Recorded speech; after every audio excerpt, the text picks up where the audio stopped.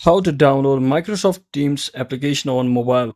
So hello guys, welcome back to my YouTube channel. In this quick tutorial, I'll be discussing about how you can easily download your Microsoft Teams application on mobile.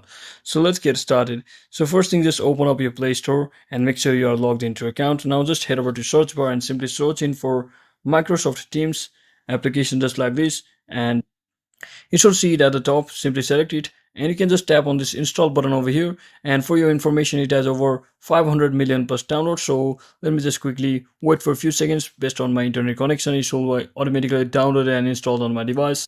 So as you can see, it has been successfully installed. Now I will simply tap on this open button and I can simply click on get started to get started with my account. So I'll simply choose any one of these account to successfully sign into my Microsoft Teams account.